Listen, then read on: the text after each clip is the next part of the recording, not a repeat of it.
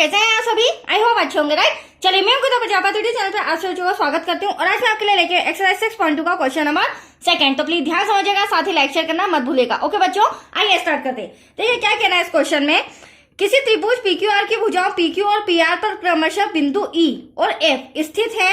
निम्नलिखित में से प्रत्येक स्थिति के लिए बताइए कि क्या EF समांतर है QR के। तो EF समांतर QR के हम तभी बता पाएंगे जब इन तीन सम को सॉल्व करके देखेंगे। सॉल्व करने के बाद हमें पता चल जाएगा इनके सॉल्यूशन से आंसर क्या आ रहा है, EF समांतर आ रहा है QR के या फिर नहीं आ रहा है, राइट। चलिए मैं इसे एक ड्रॉ में भी समझा देती हूँ। हमें क्वेश्चन कहा गया है त्रिभुज PQR की भुजाओं, तो ये रहा हमारा त्रिभुज PQR, राइट बच्चों। अब इसकी भुजाएं हमें क्या दे रखी है, PQ और PR। इनके ऊपर क्रमशः बिंदु E और F स्थित है, ये रहा E और F। और हमें इसी ड्रॉ के थ्रू इन तीनों सम को सॉल्व करके पता करना है क्या EF समांतर है QR के। तो एटलीस्ट क्वेश्चन समझ में आया आपको। चलिए पहली कंडीशन जो हमें दिया गया है उसे हम रिटर्न कर लेते हैं, राइट बच्चों। क्या दिया है, फर्स्ट नंबर के सम में दिया है PE इक्वल्स टू 3.9 सेंटीमीटर, फिर EQ equals to 3 centimetre, PF equals to 3.6 centimetre और लास्ट में हमें दिया गया है FR इक्वल्स टू 2.4 सेंटीमीटर। यहां तक कोई डाउट आपको? चलिए अब हमें फाइंड क्या करना है, ज्ञात करना है हमें। क्या ज्ञात करना है बच्चों, जो EF रेखा है वह समांतर होनी चाहिए QR के, इक्वल्स टू क्वेश्चन मार्क। ये हमें सॉल्व करके बताना है, दैट्स क्लियर। चलिए अब ड्रॉ में आ जाइए। देखिए अब EF जो रेखा है वो QR के तभी समांतर होगी जब PE अपॉन में EQ बराबर होगा PF अपॉन में FR के।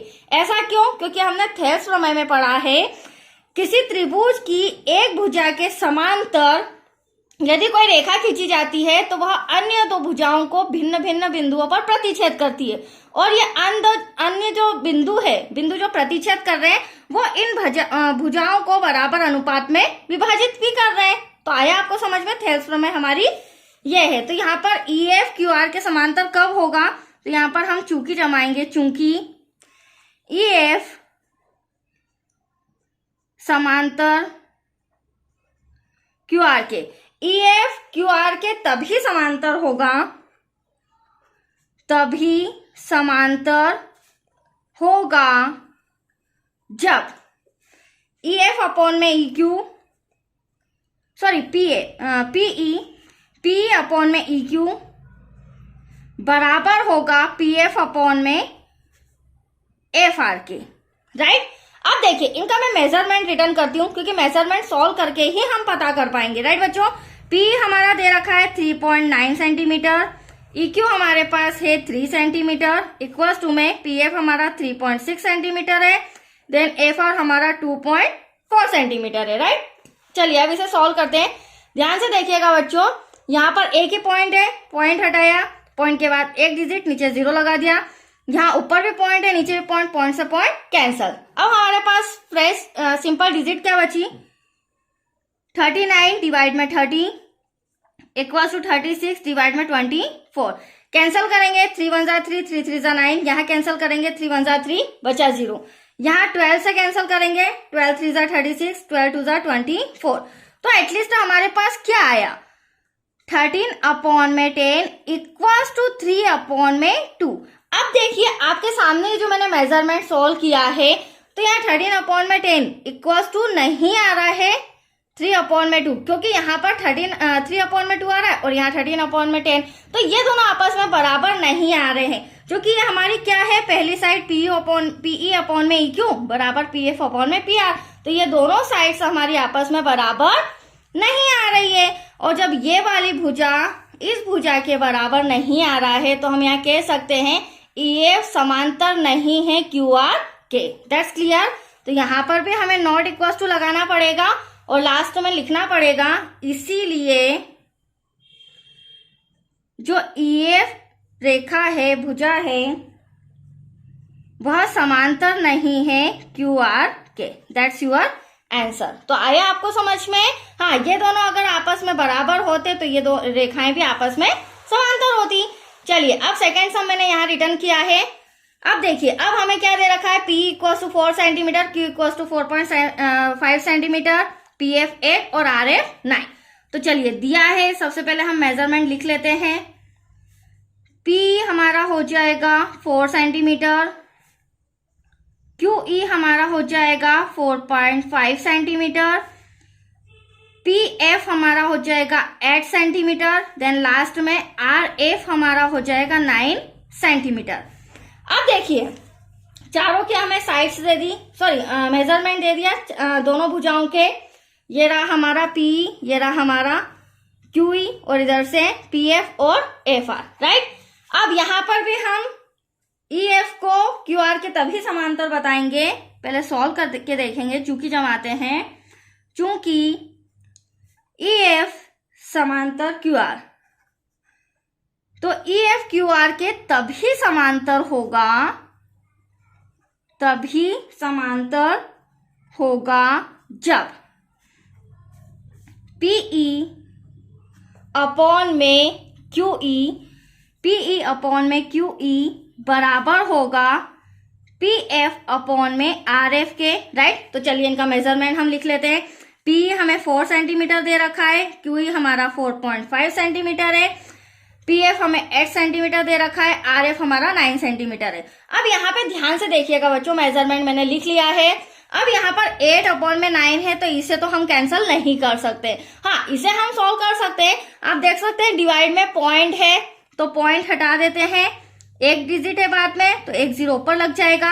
हमारे पास बचा 40 अपॉन में 45, ये हमारी फ्रेश अमाउंट आ गई है।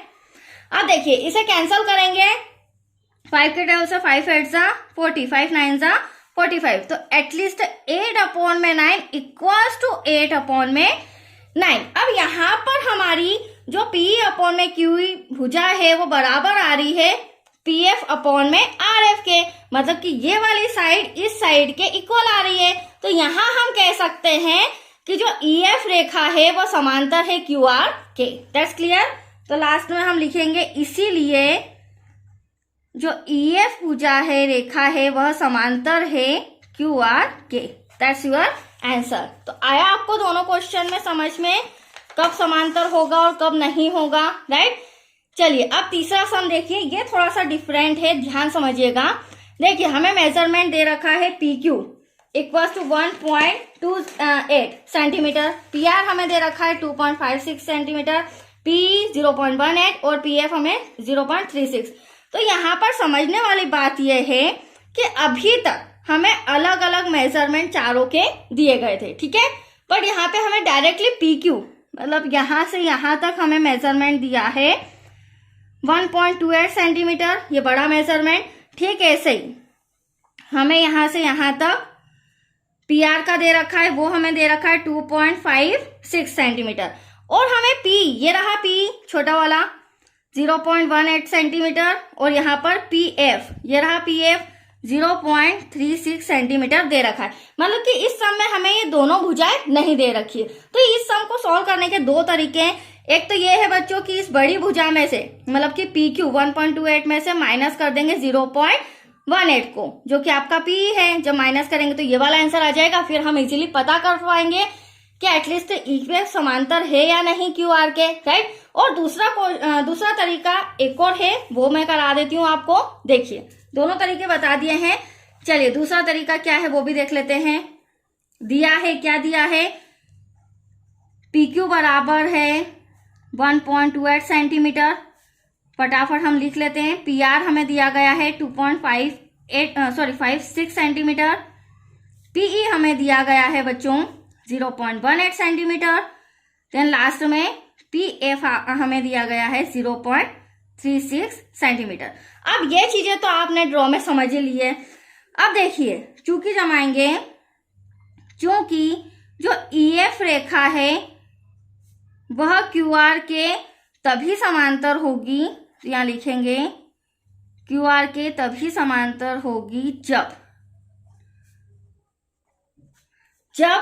PQ, अब यहाँ पे देखो किस तरह से मैं लिखूंगी, यहाँ पर छोटी भुजा में ऊपर लिखूंगी और बड़ी भुजा कहाँ आ जाएगी, नीचे। तो P, क्योंकि आप देख सकते हैं PQ के साथ क्या है, P है, तो पहले हम P लिखेंगे और बाद में PQ। ठीक है, ऐसे ही पहले हम ऊपर PF लिखेंगे और बाद में PR। इसे अलग अलग सॉल्व करके मैं बताती हूँ। देख लीजिए, पहले मैं छोटी भुजा ऊपर लिख रही हूँ और PQ नीचे लिख रही हूँ। अब P हमें दे रखा है 0.18 सेंटीमीटर, देन PQ हमें दे रखा है 1.28 सेंटीमीटर। आप देख सकते हैं दोनों में पॉइंट 2 अंक आगे है, 2 अंक आगे है, तो पॉइंट से पॉइंट कैंसिल हो जाएगा। एटलीस्ट हमारे पास बचेगा PE 18 सेंटीमीटर और PQ बचेगा हमारा 128 सेंटीमीटर। ठीक है, ऐसे ही मैं आपको सेकेंड वाली जो साइड है उसे भी सॉल्व करके बताती हूँ। यहाँ पर भी हम छोटी भुजा पहले लिखेंगे, मतलब कि PF ऊपर आ जाएगा। हाँ, आप इन्हें एक साथ आमने सामने भी सॉल्व कर सकते हैं एज यू विश। PR हमारा नीचे आ जाएगा। PF हमारा है 0.36 और PR है हमारा 2.56। अब यहाँ पर भी आप देख सकते हैं पॉइंट से पॉइंट हम कैंसिल कर देते हैं। एटलीस्ट हमारे पास बचा 36 अपॉन में 256। अब इसे हम कैंसिल करके देखते हैं हमारा आंसर आ रहा है या नहीं।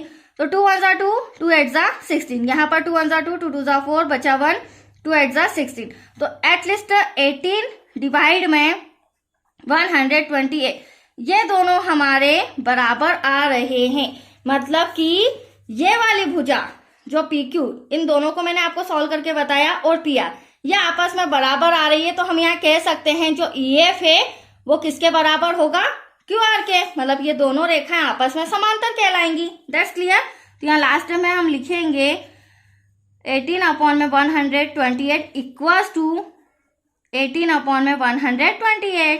PQ बराबर है PR के, इसीलिए जो EF रेखा है वह समांतर है QR के। That's your answer. तो आया आपको समझ में? बहुत ही अच्छे सम थे, तीनों छोटे छोटे कंप्लीट हो चुके हैं बच्चों।